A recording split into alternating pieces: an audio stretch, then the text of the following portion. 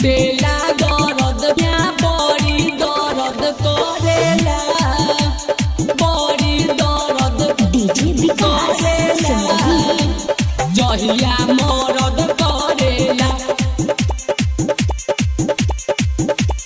टूटे लागे दहिया बड़ी दर्द करेला बड़ी दर्द करेला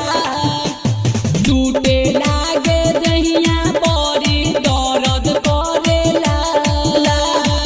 सेज पर सुता के जहिया मरद करेला ए सखी रे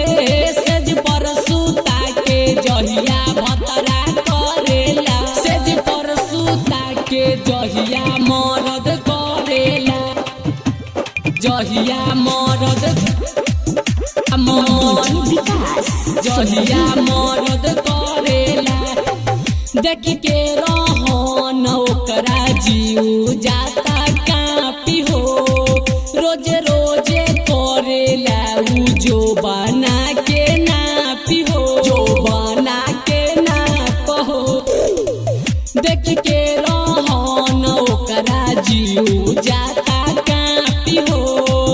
रोज रोज करेला उ जो बना के नापी हो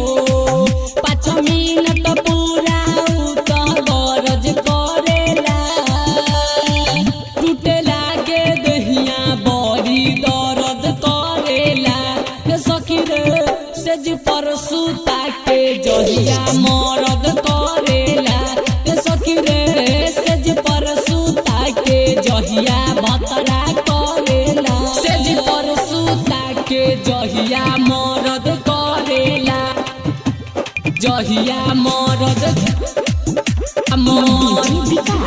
जहिया मरद करेला पियावाय मन के हम के तना बताई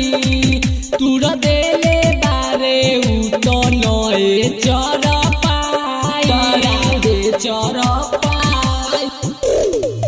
पियावा नागेंदर के तना बताई तुर देले बारे उ तो नए चर पाई देवरा राजीव घर में गरज करेला टूटे लागे दहिया बड़ी दर्द करेला ए सखी रे